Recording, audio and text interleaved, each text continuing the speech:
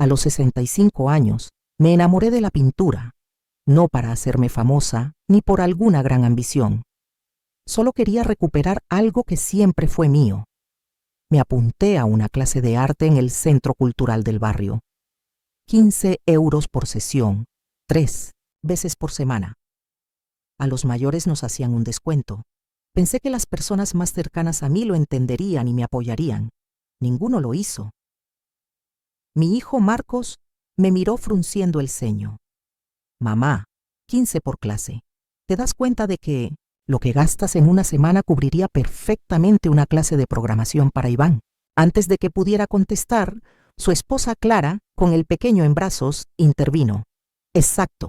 Y si vas a clase 3 veces por semana, ¿quién se supone que va a cuidar de Iván? Los dos trabajamos, ¿recuerdas? Pero la explosión más fuerte vino de mi marido, Ramón. Ahí mismo, delante de toda la familia, estrelló su taza contra la encimera. La porcelana se hizo añicos y su voz retumbó por toda la cocina. Tienes 65 años y sigues con estas tonterías. Si te metes en esa dichosa clase de pintura, nos divorciamos. No dije nada. Solo lo miré, sus ojos enrojecidos de rabia. Este hombre que se gastaba 200 euros por sesión en talleres de ciclismo como si nada, que se iba una semana de ruta en bici sin ni siquiera llamar a casa.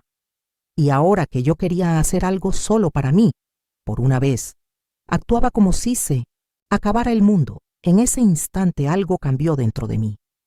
Lo miré fijamente. Mi voz, tan serena como el agua quieta. Está bien, divorciémonos. Últimamente me he enamorado de la pintura. Tiene algo mágico. ¿Cómo unos pocos trazos pueden dar vida a los paisajes que tienes en la cabeza?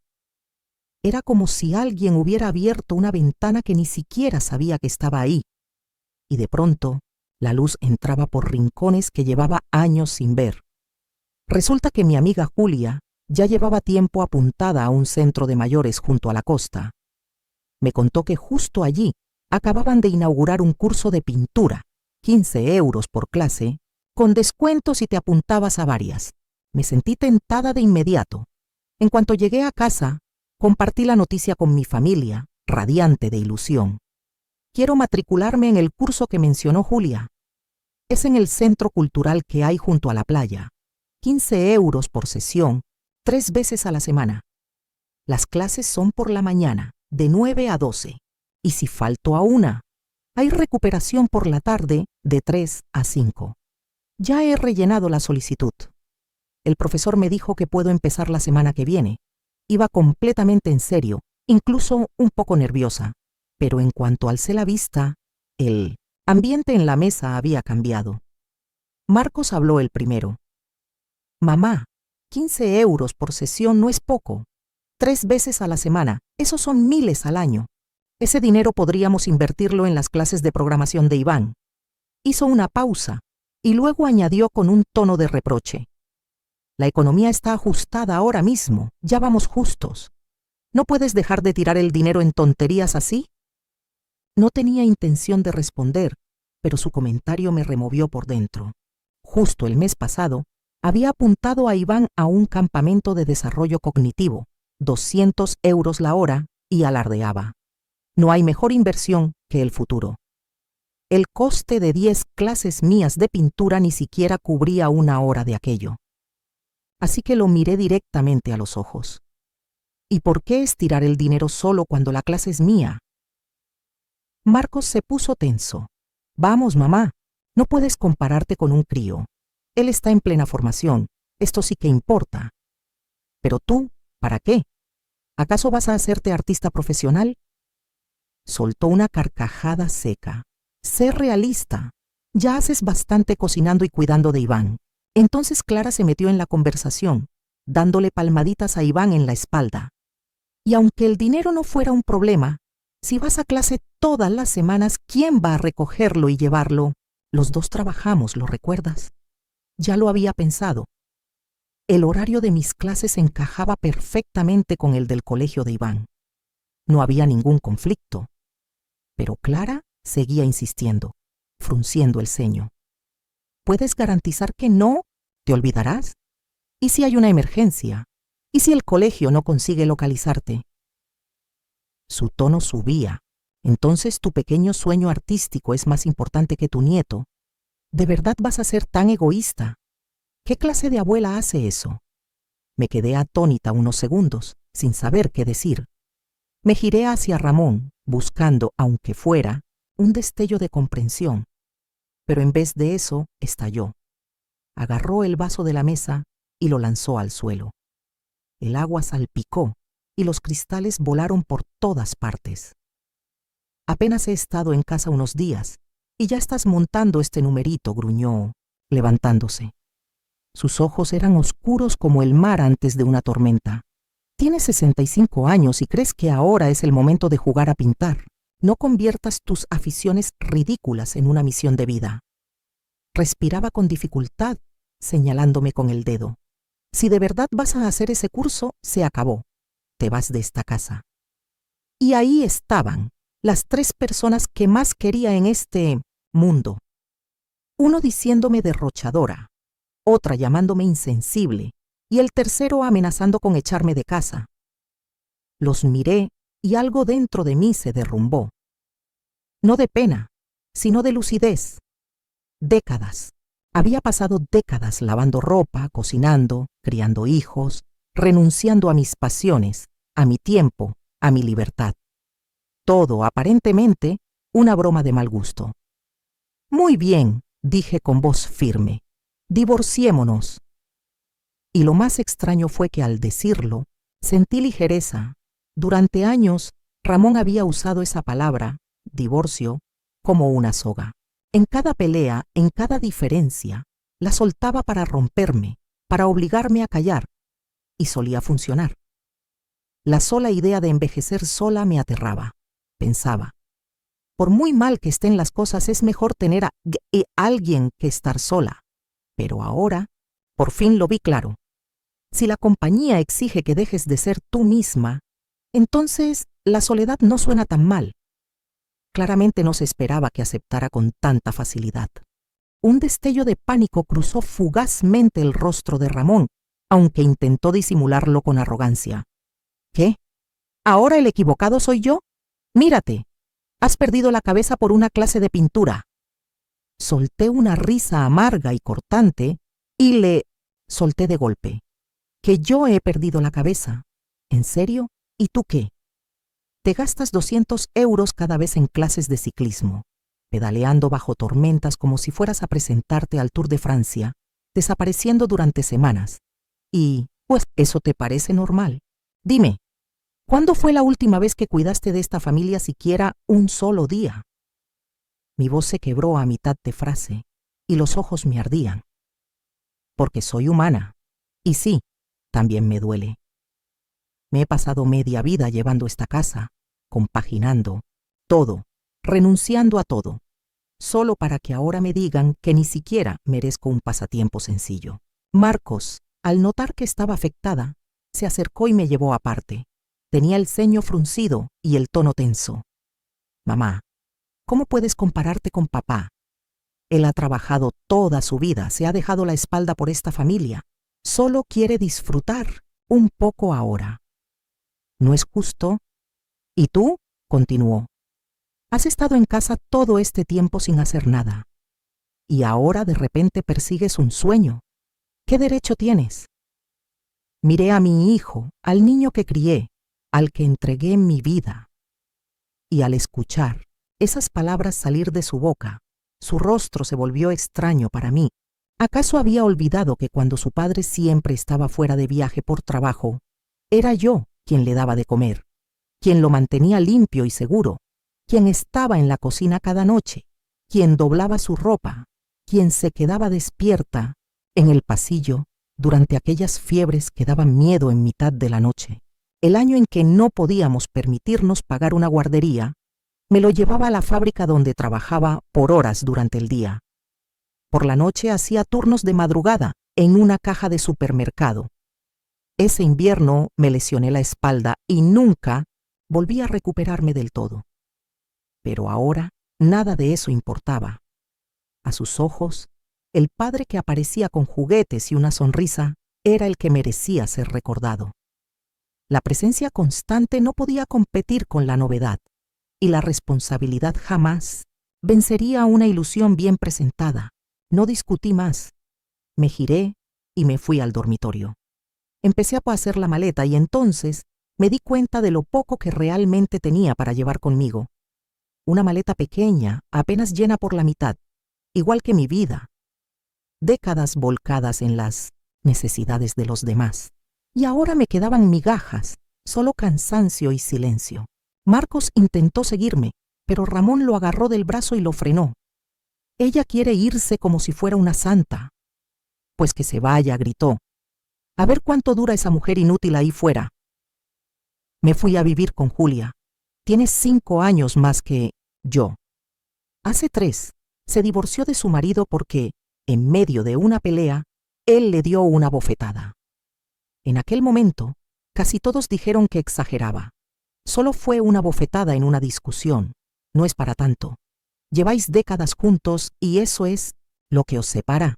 En ese momento no lo entendí, pero ahora lo comprendo perfectamente. Cuando se supo que estaba tramitando el divorcio, las llamadas empezaron a llegar como una tormenta. Elena, ¿te has vuelto loca? ¿A tu edad, divorciarte? ¡Qué vergüenza! Y lo reconozco, dudé. Pero Julia me cogió la mano entre las suyas, me miró directo a los ojos y dijo: Elena, en realidad es muy sencillo. Solo tienes que hacerte una pregunta. ¿Has sido feliz estas últimas décadas? Bajé la vista a mis manos, ásperas, resecas, llenas de callos. Hubo un tiempo en que eran suaves, delicadas, incluso cuando lo que más amaba era perderme en un lienzo, derramando color sobre el papel, pintando el mundo que imaginaba en mi cabeza. El dueño de una galería local una vez me dijo: «Tienes talento». Pero luego me casé y esas manos se pusieron a fregar platos hasta sangrar en invierno, encorvadas sobre fogones hasta que se me fastidió la espalda. Los pinceles acabaron guardados, los sueños se desvanecieron entre ciclos de detergente. Antes pensaba que el divorcio era un chiste, un fracaso, el final de todo. Ahora sé que no lo es. Hay cosas que merecen tomarse en serio. Entregué los mejores años de mi vida a alguien que no los merecía. El tiempo que me queda, me lo guardo para mí. Julia debió ver el cambio en mi mirada. Sonrió y me dio una palmadita en la mano. Te voy a presentar a la abogada que llevó mi divorcio. Es una fiera, sobre todo con mujeres de nuestra edad. Estos viejos tiemblan cuando aparece. Le hice caso. Llamé a la abogada al día siguiente. Se llamaba Laura Campos. Fue directa, clara, pura eficacia. Justo lo que necesitaba. Tras firmar los papeles, envió la primera notificación oficial de divorcio directamente a Ramón. No tardó en estallar la tormenta. Ramón llamó, ya gritando antes de que yo dijera nada: «Elena, has perdido la cabeza. Ya se te ha pasado la tontería. Cancela esa clase de pintura ahora mismo. Vuelve a casa y empieza a cuidar de Iván. Si das la vuelta ahora, haré como si nada de esto hubiera pasado». De fondo se oía a Clara gritando. Iván lloraba. Luego sonó un estruendo. Cerámica, seguramente. Supongo que sin el peso muerto la casa empezaba a desmoronarse.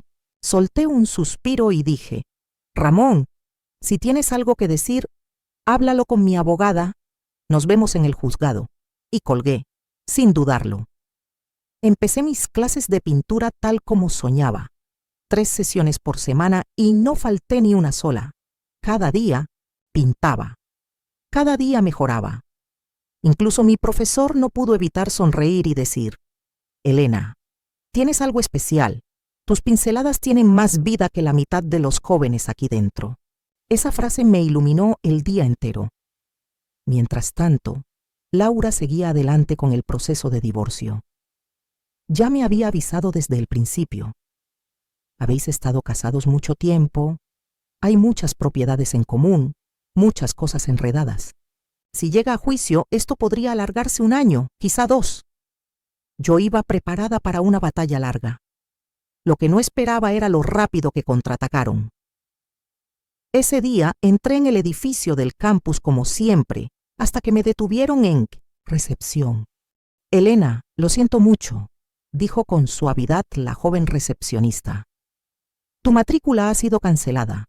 Ya hemos devuelto el importe del curso. Cuando vino tu familia, nos dijeron que te habías apuntado por un capricho, que alguien de tu edad no podía comprometerse de verdad y que acabarías dejándolo para cuidar de tu nieto. Incluso amenazaron con llamar a la policía si no hacíamos el reembolso. Dijeron que estábamos aprovechándonos del juicio deteriorado de una mujer mayor. Se la veía realmente incómoda.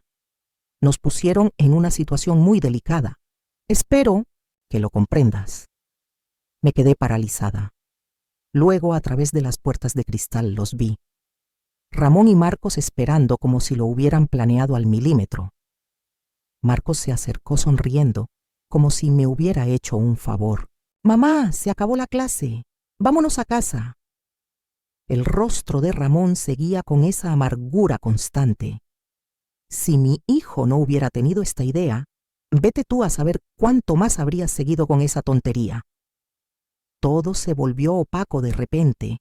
La vista se me nubló por los bordes. Apreté los puños y sentí cómo el fuego del pecho me subía a la garganta.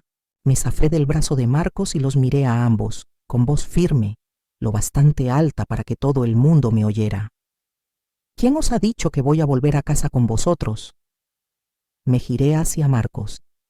¿Y el dinero que han devuelto, dónde está? Se quedó congelado un segundo y luego puso una sonrisa torcida. Mamá, las cosas con Clara no van bien.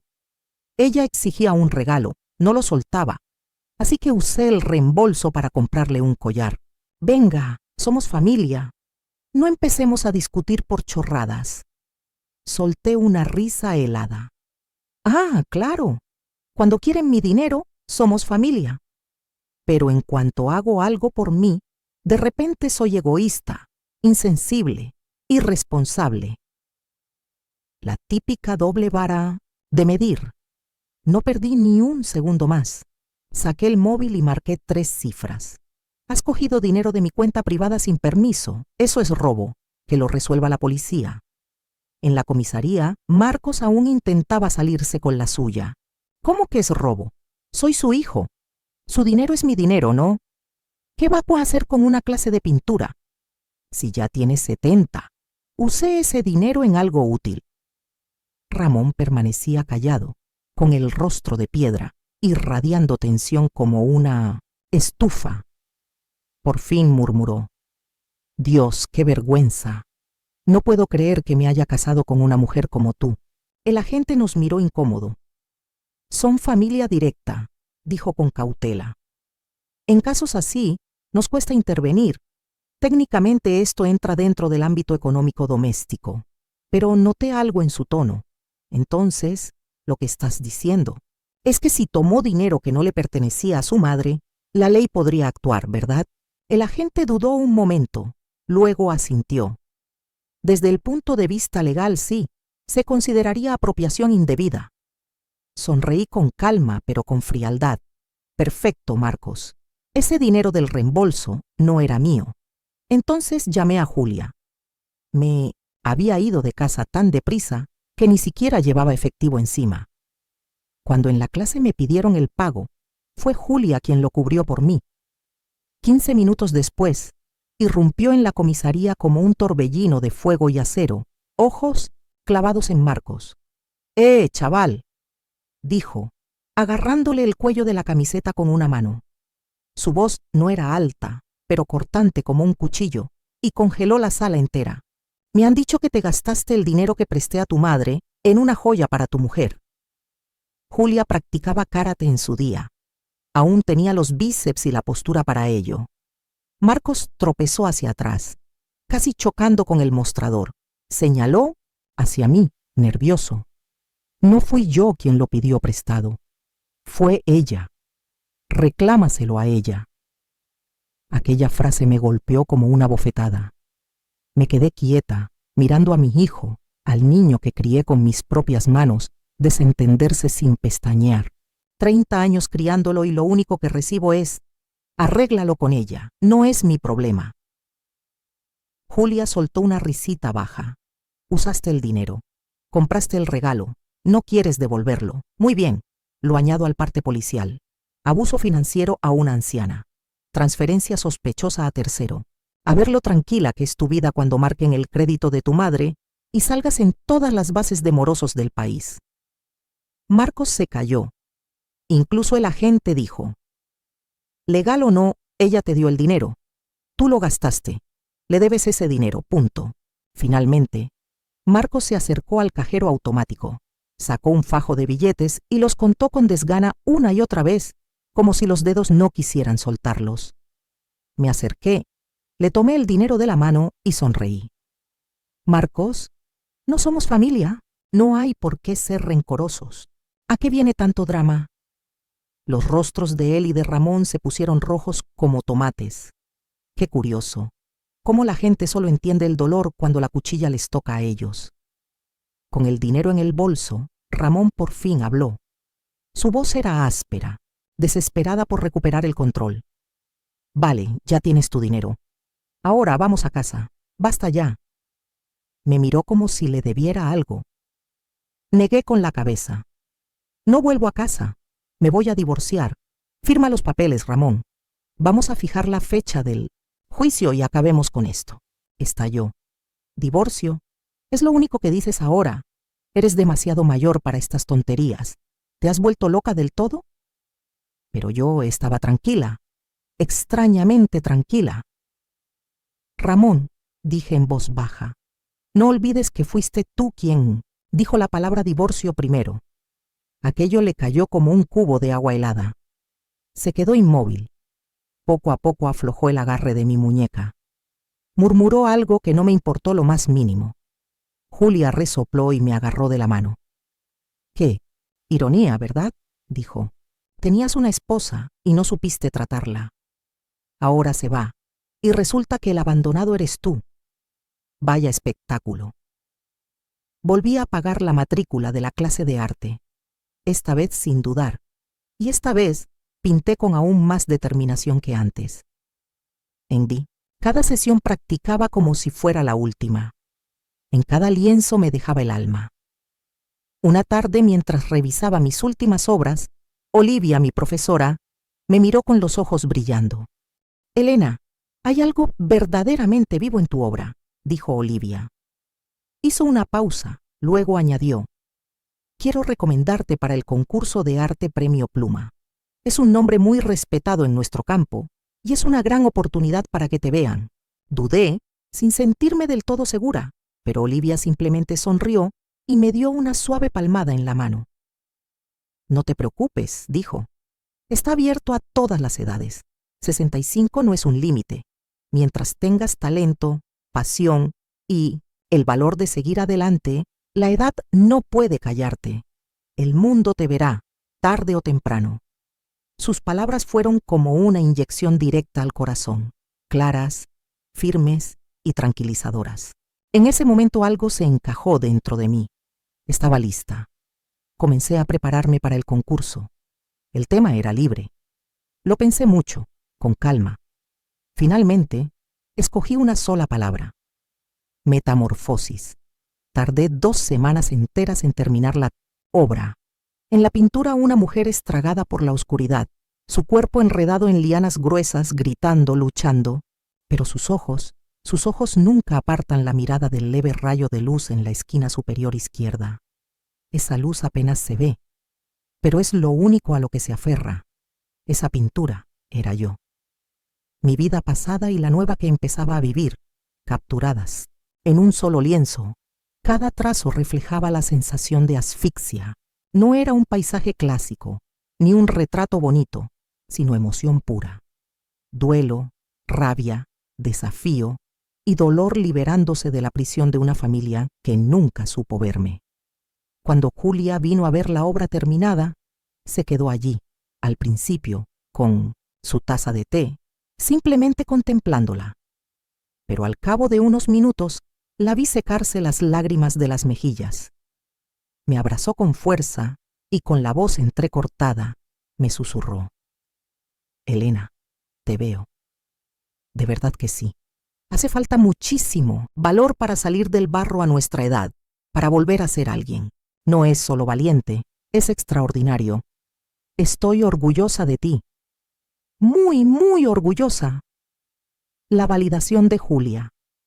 En ese momento fue lo más cálido que había sentido en años. Pero la vida no se vuelve fácil solo porque empiezas a florecer. Marcos y Ramón seguían llamando cada pocos días como un reloj, desesperados por traerme de vuelta. A veces Marcos adoptaba un tono más suave. Mamá, por favor vuelve a casa. Esto no funciona sin ti. Iván no tiene a nadie que lo recoja. La casa es un desastre. La ropa sucia llega al techo. Te necesitamos. Te echamos de menos. Y otras veces volvía a escupir veneno. ¿De verdad eres tan egoísta? Solo eres un ama de casa. ¿Qué es esta tontería de la realización personal? ¿Alguna vez has sido buena madre, buena esposa? ¿Has hecho algo bien en tu vida? No respondí ni una sola palabra. Ni una. En lugar de eso, con calma, sin prisa, enviaba una nueva copia del acuerdo de divorcio a su casa.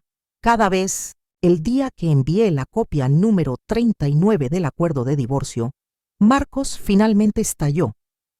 Llamó gritando tan fuerte que la voz se distorsionaba por el altavoz. Mamá, ¿qué demonios estás intentando demostrar?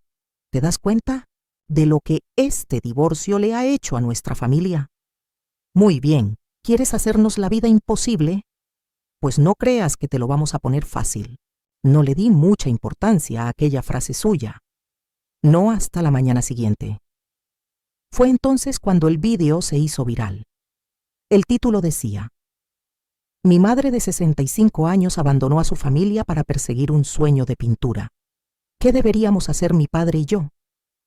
La primera imagen era Marcos. Se le veía demacrado, con ojeras marcadas, el pelo desaliñado, como si no hubiera trabajado en meses. Mi madre, 65 años, dijo con la voz quebrada. De repente decidió que quería convertirse en artista. Dijo que tenía un sueño, que quería empezar de nuevo. No le importó la familia.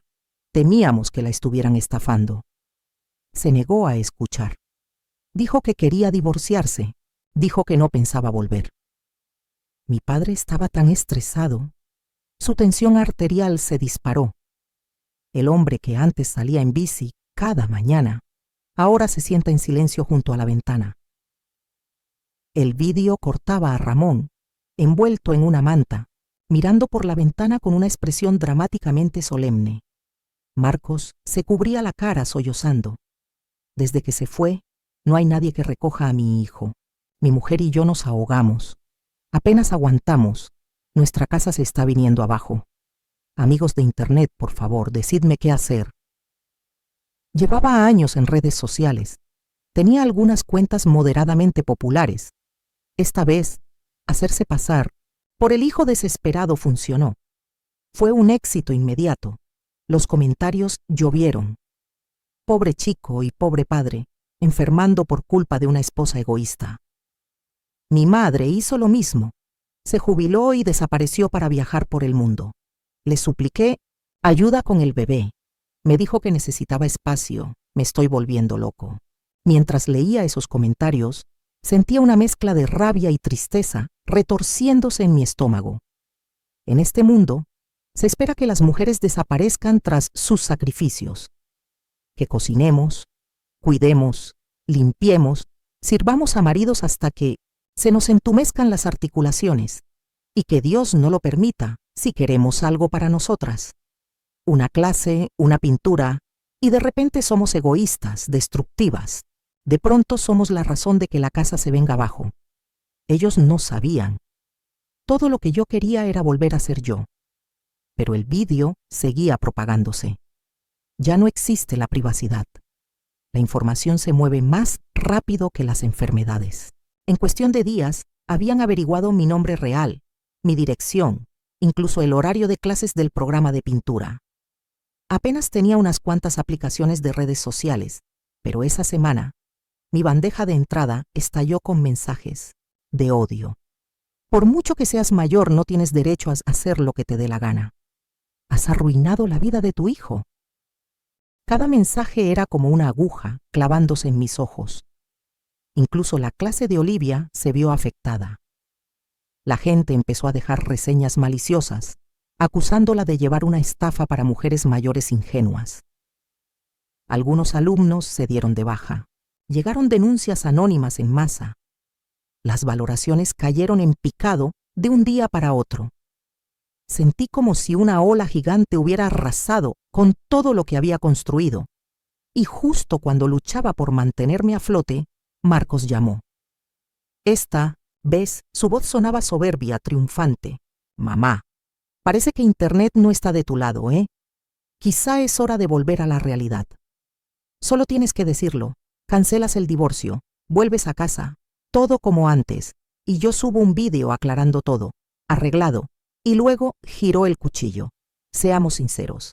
No es que entiendas mucho de tecnología. Si esto se alarga, no va a acabar bien ni para ti, ni para tu ridícula clase de arte. Podía oír a Ramón riéndose al fondo. ¿Ves? Te lo dije. Todo el mundo online está de mi parte. Eres demasiado mayor para estas tonterías. Mis dedos apretaban el teléfono con tanta fuerza que se pusieron blancos. Y en ese instante, los últimos restos de ternura que aún quedaban dentro de mí se fundieron en acero. Respiré hondo con calma y dije con voz serena pero cortante. Ramón, no nos engañemos. Se pusieron de tu parte porque solo escucharon tu versión y ni una palabra era cierta.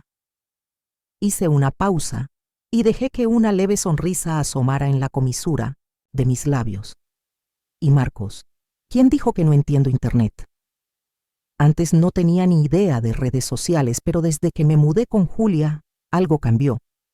Su energía se me pegó, me hizo sentir más joven, más ligera. Y luego estaba Olivia, mi profesora de arte, nacida en los 90, una genio de todo lo digital. Me enseñó todo. Cómo editar vídeos, añadir subtítulos, crear miniaturas que llamaran la atención. En poco tiempo abrí mi propio canal. Lo llamé La Abuela Pintora. En él documentaba mi pequeño mundo tranquilo del arte. Mis manos agarrando el pincel, mis paletas de color, el suave despliegue del papel de arroz bajo la luz de la mañana. Todo delicado, todo honesto. Al principio nadie prestaba atención, pero seguí subiendo vídeos, pintando con esmero, hablando con sinceridad. Poco a poco, las cifras empezaron a crecer. Y pensé, si Marcos puede usar Internet para distorsionar la historia, ¿por qué no puedo usarla yo para contar la verdad? Busqué el recibo original del pago del curso. Imprimí la denuncia que puse el día que él tomó ese dinero sin mi consentimiento. Entonces me senté frente a la cámara y grabé el primer vídeo de Respuesta de mi vida. Conté una historia distinta. La historia de una mujer que había vivido toda su vida para los demás, perdiéndose a sí misma por el camino, que en medio de la niebla de la vejez, por fin vio un rayo de luz y decidió seguirlo. No para convertirse en una artista famosa, sino para revivir un sueño que se vio obligada a enterrar hace décadas. No me estaba gastando una fortuna, solo 15 euros por clase en un centro cultural de barrio. No me estaban estafando, simplemente estaba despertando. Y las heridas más profundas, expliqué, no vienen de extraños, vienen de quienes duermen a tu lado. Al final del vídeo, miré directamente al objetivo y hablé a cada mujer que pudiera estar mirando. Nunca es tarde para empezar de nuevo. Tengas 30, 40 o como yo, 65, tienes derecho a recuperar tu vida. Olivia lo editó para mí, cortes limpios, subtítulos suaves, y lo subió a todas las plataformas. Nunca imaginé lo que pasaría después. Estalló. El vídeo se volvió viral enseguida. Estaba en todas partes. Twitter, Facebook, TikTok. Incluso llegó a la portada de los temas en tendencia. Miles de comentarios comenzaron a llegar. Así que eso quería el hijo, una niñera gratis. Sabía que había algo raro en su vídeo. Lágrimas de cocodrilo. Solo quería a alguien que le hiciera las tareas. Mi madre tiene 68 años. Vio esto y lloró durante media hora. Siempre ha querido apuntarse a clases de arreglos florales, pero nunca se atrevió a pedirlo. La sociedad controla a las mujeres desde la cuna hasta la tumba, sin pausas, sin preguntas. He visto sus pinturas, son preciosas, llenas de sentimiento. Si hubiera tenido apoyo hace 20 años, habría sido una estrella. Estaba abrumada. Los mensajes no paraban de llegar. Gente dándome las gracias, desconocidos, compartiendo su dolor y su valentía. Un mensaje privado decía: si no hubiera visto tu vídeo, creo que me habría quedado atrapada para siempre. No sabía que podía marcharme. Entonces entendí que esto ya no iba solo de mí. No estaba contando solo mi historia. Estaba dando voz a cada mujer que alguna vez se sintió atrapada en una casa que construyó para todos menos para ella, que también tenía sueños, pero los guardó por miedo, por deber. Y si mi historia podía ser esa chispa de luz que les mostrara la salida, entonces no solo me sentía orgullosa, me sentía agradecida. Pero para Marcos, esta tormenta fue cualquier cosa menos rentable. Su sección de comentarios se convirtió en una zona de guerra. Tu hijo es tu responsabilidad, no la de tu madre. ¿Cuál es la excusa? ¿Sin manos o sin cerebro? Vivo en su barrio. Su padre nunca está en casa. Se gasta cientos en clases de ciclismo. Desaparece durante semanas. Esa mujer llevaba la casa entera ella sola. Lo de siempre. El club de los hombres protegiendo a los hombres. El padre malgasta dinero y nadie dice nada. La madre quiere apuntarse a una clase y de repente es la villana. El vídeo original lo había publicado desde una de las cuentas corporativas de su empresa. Al principio, cuando la opinión pública estaba de su lado, la empresa miró hacia otro lado. Pero ahora, con el giro en la narrativa, incluso sus compañeros murmuraban que había usado a su propia madre para ganar notoriedad. Se corrió la voz de que le habían recortado la prima de productividad. Su puesto fue rebajado. Su estabilidad laboral colgaba de un hilo. Y en casa ya no encontraba el refugio de antes. Antes solo tenía que cruzar la puerta y el mundo se ocupaba solo. Clara no paraba de gritarle. Iván lloraba sin descanso.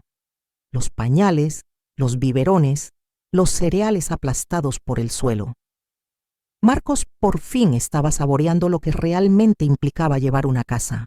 Antes, solo se dejaba caer en el sofá. Y, como por arte de magia, la cena estaba servida. La ropa doblada, la casa reluciente. El niño reía. Creía que todo eso formaba parte de un acuerdo no escrito, algo que simplemente le tocaba. Pero olvidó que detrás de cada momento sin esfuerzo había una mujer que se había pasado décadas conteniendo la respiración, tragándose su propia vida solo para que la suya fuera más fácil. Y Ramón. Ramón también empezaba por fin a comprender lo que significaba mi presencia. Una tarde, apareció frente a mi estudio de arte con la mirada vacía, sin postura rígida, sin su ceño habitual. Por primera vez parecía cansado. Dijo: Elena. Su voz era desgastada y baja. No quiero divorciarme. Lo que dije aquel día. Sabes que no lo decía en serio. No quería hacerte daño. Puedes pintar todo lo que quieras, el tiempo que quieras. Solo vuelve a casa, por favor. Su espalda ahora estaba encorvada. Su voz suave, las comisuras de sus ojos caídas por la edad y el arrepentimiento, pero yo no sentía nada. Me solté de su mano. Ramón, voy a divorciarme. Si aún te queda un mínimo de respeto por mí, firma los papeles. Terminemos esto con un poco de dignidad. Sus ojos se llenaron de lágrimas. El labio le temblaba ligeramente. No firmo, dijo apenas en un susurro. Elena, llevamos 40 años juntos. No sé cómo vivir sin ti. Cada mañana me despierto deseando tus bocadillos. Busco las camisas que tú planchabas. Incluso cuando voy en bici, te imagino ajustándome el casco, metiendo las botellas de agua en mi mochila. ¿Tú me necesitas? Pues yo también te necesito a ti. Lo miré fijamente. Entonces no firmes, dije. Está bien, no tengo prisa, puedo esperar. Cuando llevemos separados 2 años y quede claro que nuestro matrimonio está roto, presentaré el divorcio yo misma. Prefiero esperar esos 2 años antes que pasar un solo día más en esa casa. Mi pintura ganó el primer premio en el concurso Pluma. En cuanto vi la notificación, Julia me abrazó tan fuerte que pensé que iba a levantarme del suelo. Su voz resonó como una alarma por todo el edificio. «Elena, lo lograste, lo lograste».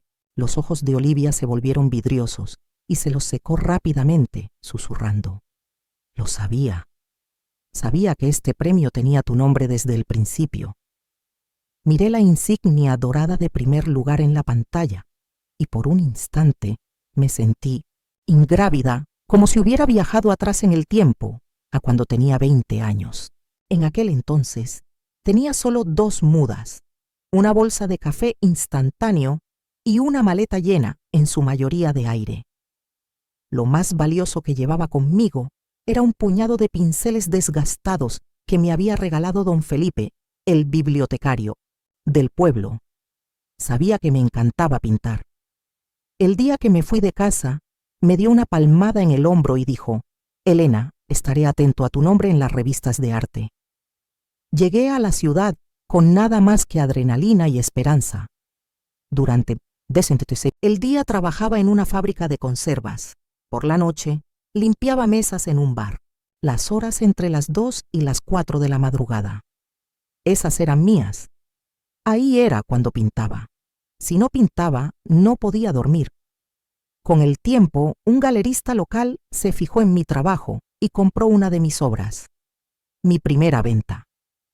Después de eso, conseguí un puesto junior en un pequeño estudio de diseño en la ciudad. Pensé, esto es el comienzo de algo. Y entonces conocí a Ramón. En aquella época era encantador. Me preparaba té mientras yo pintaba. Colocaba la taza con cuidado a mi lado y decía: «Siempre te apoyaré. Sigue, Elena. No dejes de pintar». Le creí. Me casé con él. Tuve a su hijo. Y luego, mis pinceles quedaron guardados en una caja de plástico. Mis sueños se empaparon y se disolvieron en el jabón de la lavadora. Mis manos cambiaron las paletas por biberones y los pinceles por escobas. Los sueños no mueren de golpe. Se pudren poco a poco. Cuando noté el olor ya era tarde. Ya se estaban descomponiendo. Pero hoy, 40 años después, me plantaba ante el mundo sosteniendo ese mismo sueño que un día abandoné. La alegría era eléctrica. Viajaba a través de las décadas, por cada noche sin dormir, cada deseo enterrado, y finalmente aterrizaba, aquí, en mis manos de 70 años. Esa noche, me senté al borde de la cama y releí la notificación del premio una y otra vez. Y entonces lloré durante mucho rato, pero no era tristeza. Era una alegría callada, abrumadora al ver cómo la última pieza de un rompecabezas de toda la vida encajaba justo donde siempre debió estar. Por fin, mi vida se sentía completa. El comité del Premio Pluma me invitó a la ceremonia oficial. Llegué temprano, incluso antes de que empezara el evento. Julia estaba fuera de sí de emoción. Insistió en ofrecerse como voluntaria ese día solo para poder verme caminar por la alfombra roja. En cuanto llegamos, se apropió de un chaleco de voluntaria en el mostrador y se lo puso como si llevara años trabajando ahí. Cuando se metió al baño, ocupé su puesto y empecé a repartir folletos en la entrada. Y así, sin más, me giré y choqué de frente con Marcos. Llevaba una acreditación de staff. Claramente formaba parte del equipo de relaciones públicas del evento. Detrás de él, para colmo, estaba Ramón. Por lo que alcancé a oír, algunas entradas se habían asignado mal desde su empresa, así que Marcos decidió traer a Ramón en el último momento. No tenía intención alguna de hablar con ninguno de los dos, hasta que Marcos me vio con el chaleco de voluntaria. Parpadeó, desconcertado, y luego esbozó esa media sonrisa agria que ya conocía demasiado bien. «Mamá, ¿qué haces aquí?», dijo, con los ojos repasándome de arriba abajo como si me hubiera pisado. Antes, solo tenía que cruzar la puerta y el mundo se ocupaba solo. Clara no paraba de gritarle. Iván lloraba sin descanso. Los pañales, los biberones, los cereales aplastados por el suelo. Marcos por fin estaba saboreando lo que realmente implicaba llevar una casa. Antes solo se dejaba caer en el sofá. Y, como por arte de magia, la cena estaba servida. La ropa doblada, la casa reluciente. El niño reía. Creía que todo eso formaba parte de un acuerdo no escrito, algo que simplemente le tocaba. Pero olvidó que detrás de cada momento sin esfuerzo había una mujer que se había pasado décadas conteniendo la respiración, tragándose su propia vida solo para que la suya fuera más fácil. Y Ramón. Ramón también empezaba por fin a comprender lo que significaba mi presencia. Una tarde, apareció frente a mi estudio de arte con la mirada vacía, sin postura rígida, sin su ceño habitual. Por primera vez, parecía cansado. Dijo: «Elena», su voz era desgastada y baja, «no quiero divorciarme. Lo que dije aquel día, sabes que no lo decía en serio. No quería hacerte daño. Puedes pintar todo lo que quieras, el tiempo que quieras. Solo vuelve a casa, por favor». Su espalda ahora estaba encorvada, su voz suave, las comisuras de sus ojos caídas por la edad y el arrepentimiento, pero yo no sentía nada. Me solté de su mano. «Ramón, voy a divorciarme. Si aún te queda un mínimo de respeto por mí, firma los papeles. Terminemos esto con un poco de dignidad». Sus ojos se llenaron de lágrimas. El labio le temblaba ligeramente. «No firmo», dijo apenas en un susurro. «Elena, llevamos 40 años juntos. No sé cómo vivir sin ti. Cada mañana me despierto deseando tus bocadillos. Busco las camisas que tú planchabas. Incluso cuando voy en bici, te imagino ajustándome el casco, metiendo las botellas de agua en mi mochila. ¿Tú me necesitas? Pues yo también te necesito a ti». Lo miré fijamente. «Entonces no firmes», dije. «Está bien, no tengo prisa. Puedo esperar. Cuando llevemos separados 2 años y quede claro que nuestro matrimonio está roto, presentaré el divorcio yo misma. Prefiero esperar esos 2 años antes que pasar un solo día más en esa casa». Mi pintura ganó el primer premio en el concurso Pluma. En cuanto vi la notificación, Julia me abrazó tan fuerte que pensé que iba a levantarme del suelo. Su voz resonó como una alarma por todo el edificio. «Elena, lo lograste, lo lograste». Los ojos de Olivia se volvieron vidriosos y se los secó rápidamente, susurrando: «Lo sabía. Sabía que este premio tenía tu nombre desde el principio». Miré la insignia dorada de primer lugar en la pantalla y por un instante me sentí ingrávida, como si hubiera viajado atrás en el tiempo, a cuando tenía 20 años. En aquel entonces tenía solo 2 mudas, una bolsa de café instantáneo y una maleta llena, en su mayoría de aire. Lo más valioso que llevaba conmigo era un puñado de pinceles desgastados que me había regalado don Felipe, el bibliotecario del pueblo. Sabía que me encantaba pintar. El día que me fui de casa, me dio una palmada en el hombro y dijo: «Elena, estaré atento a tu nombre en las revistas de arte». Llegué a la ciudad con nada más que adrenalina y esperanza. Durante el día trabajaba en una fábrica de conservas. Por la noche, limpiaba mesas en un bar, las horas entre las 2 y las 4 de la madrugada. Esas eran mías. Ahí era cuando pintaba. Si no pintaba, no podía dormir. Con el tiempo, un galerista local se fijó en mi trabajo y compró una de mis obras. Mi primera venta. Después de eso conseguí un puesto junior en un pequeño estudio de diseño en la ciudad. Pensé, esto es el comienzo de algo Y entonces conocí a Ramón. En aquella época era encantador.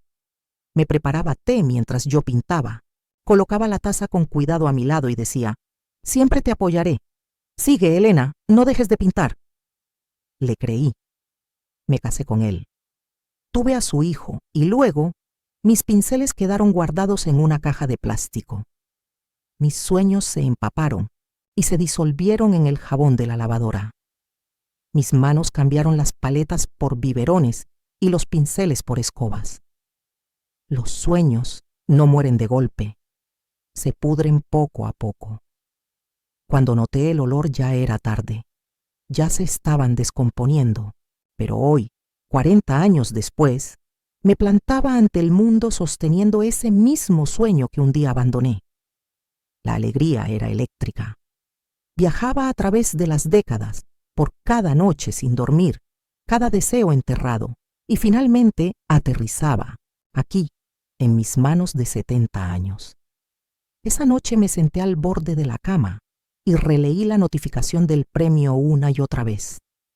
Y entonces lloré durante mucho rato, pero no era tristeza. Era una alegría callada, abrumadora, al ver cómo la última pieza de un rompecabezas de toda la vida encajaba justo donde siempre debió estar. Por fin, mi vida se sentía completa. El comité del Premio Pluma me invitó a la ceremonia oficial. Llegué temprano, incluso antes de que empezara el evento. Julia estaba fuera de sí de emoción. Insistió en ofrecerse como voluntaria ese día solo para poder verme caminar por la alfombra roja. En cuanto llegamos, se apropió de un chaleco de voluntaria en el mostrador y se lo puso como si llevara años trabajando ahí. Cuando se metió al baño, ocupé su puesto y empecé a repartir folletos en la entrada. Y así, sin más, me giré. Y choqué de frente con Marcos. Llevaba una acreditación de staff. Claramente formaba parte del equipo de relaciones públicas del evento. Detrás de él, para colmo, estaba Ramón. Por lo que alcancé a oír, algunas entradas se habían asignado mal desde su empresa. Así que Marcos decidió traer a Ramón en el último momento. No tenía intención alguna de hablar con ninguno de los dos, hasta que Marcos me vio con el chaleco de voluntaria. Parpadeó, desconcertado, y luego esbozó esa media sonrisa agria que ya conocía demasiado bien. «Mamá, ¿qué haces aquí?», dijo, con los ojos repasándome de arriba abajo como si me hubiera pisado. Y poco a poco, pedazo a pedazo, dejé de creer en mí. Fueron esos días silenciosos y brutales, los que se desdibujaban unos con otros, los que me hicieron olvidar quién era.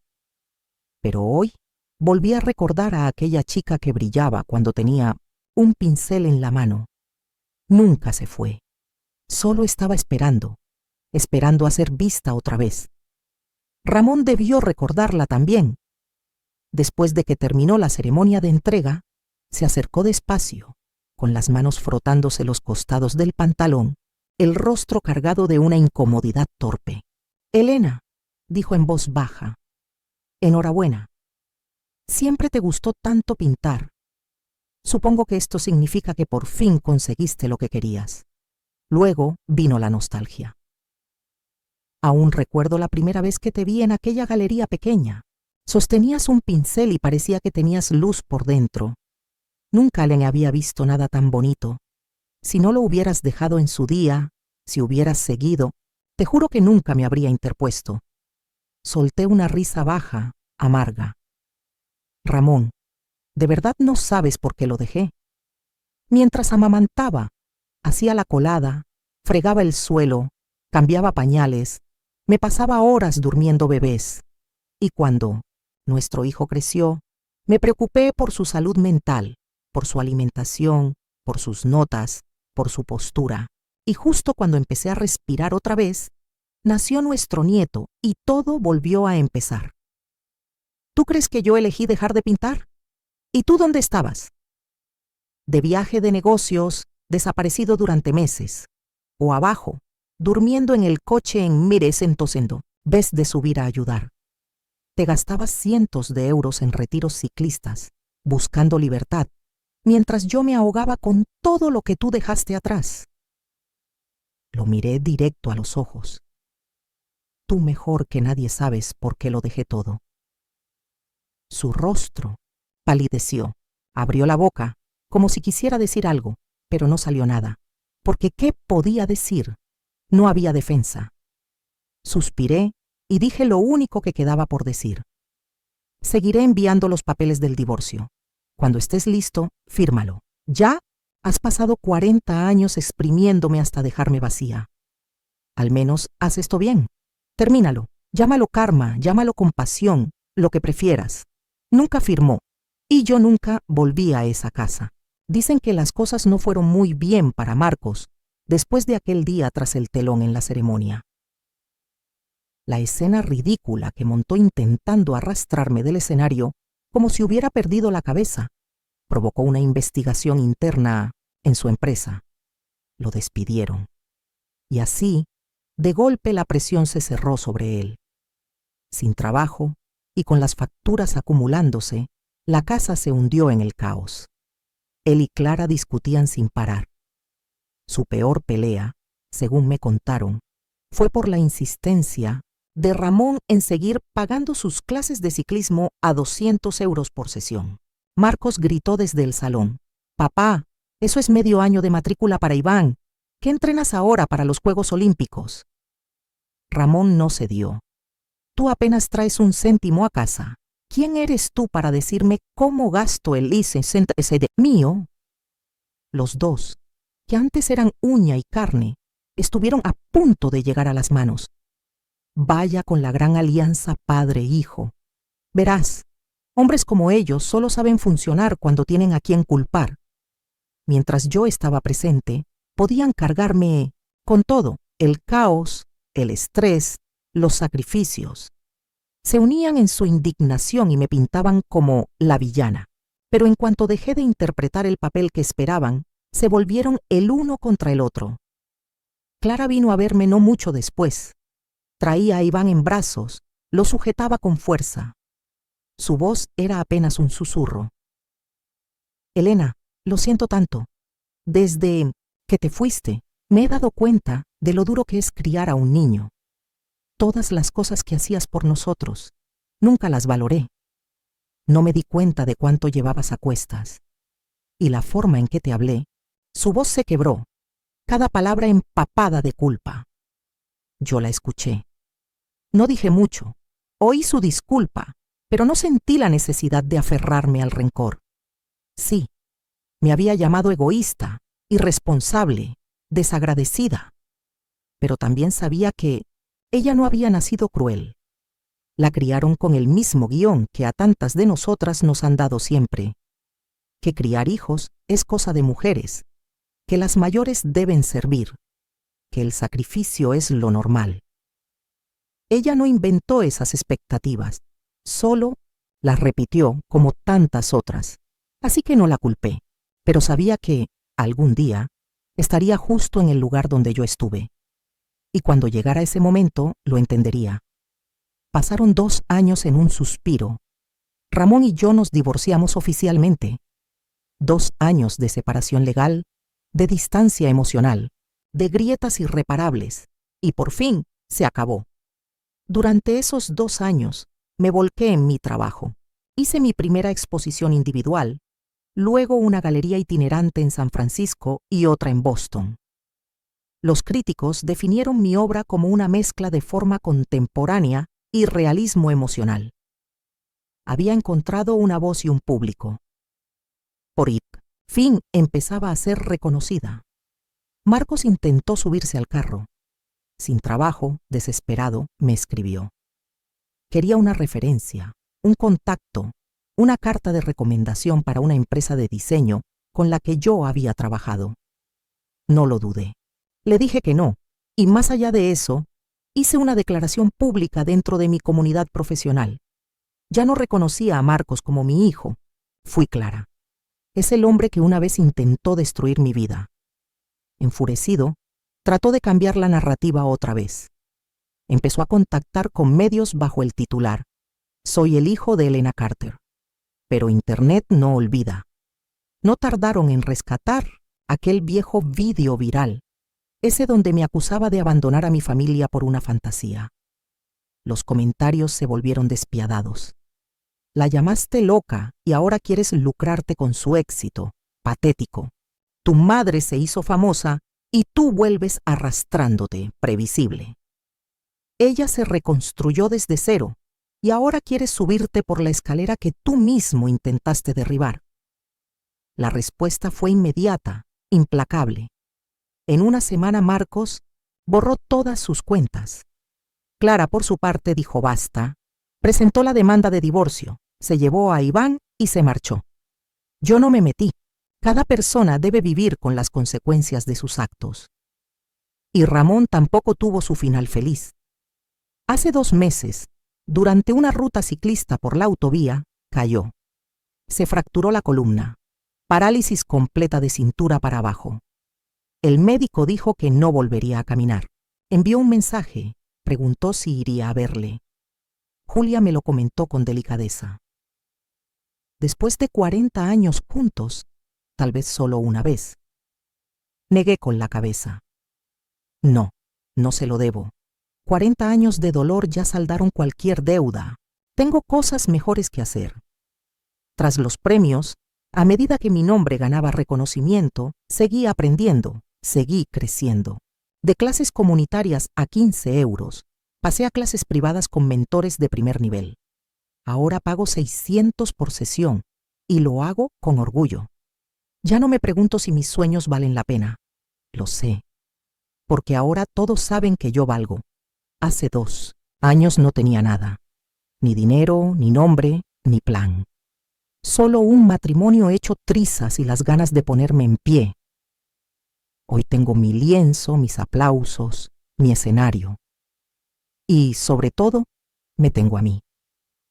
Ya no me sacrifico por nadie. Ahora vivo por y para mí.